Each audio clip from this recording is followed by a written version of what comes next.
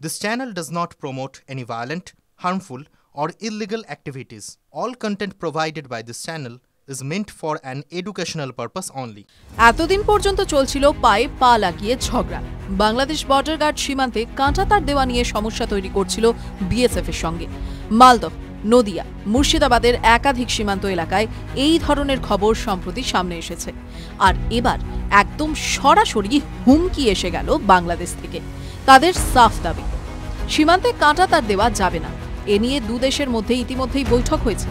বাংলাদেশের নিযুক্ত ভারতের হাই কমিশনার প্রণয় বর্মা জানান, নিরাপত্তার জন্য সীমান্তে কাঁটাতারের বেড়া দেওয়ার ব্যাপারে আমাদের মধ্যে বোঝাপড়া হয়েছে। এ ব্যাপারে দু দেশের সীমান্তরক্ষী বাহিনী বিএসএফ ও বিজিবির মধ্যে যোগাযোগ রয়েছে। আমরা আশা করি সীমান্তে অপরাধ দমনের বিষয়ে সহযোগিতার মাধ্যমে সেই বোঝাপড়ার বাস্তবায়ন হবে।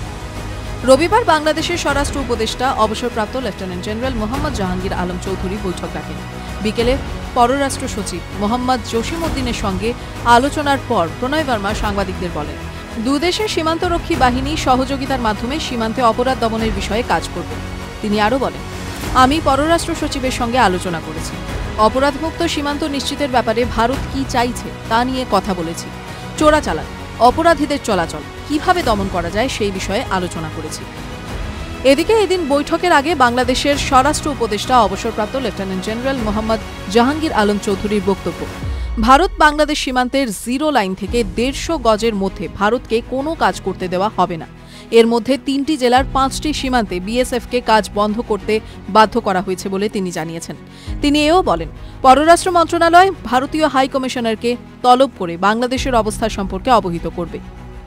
আর এই ঘটনার পরই আন্তর্জাতিক সম্পর্ক বিশেষজ্ঞদের একাংশ বিষয়টির তীব্র নিন্দা করছেন।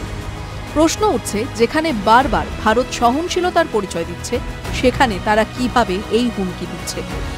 আন্তর্জাতিক সম্পর্ক বিশেষজ্ঞ রাজগোপাল ধর চক্রবর্তী বলেন, বাংলাদেশ উস্কানি দিচ্ছে, ওরা বারবার আমাদের রাষ্ট্রদূতকে ডাকছে। আমরা সেটা করতে চাইছি না, আমরা আমাদের মতো কাজ করতে চাইছি। আর ডেকেই বা কি বলবে? কোনটা অন্যায় করেছে ভারত? কিছু বলতে পারবে? তাও তো বলতে পারবে না। ওখানকার সাধারণ মানুষকে শুধুমাত্র দেখানোর জন্য এসব করছে। টিভি9 বাংলা ডিজিটাল।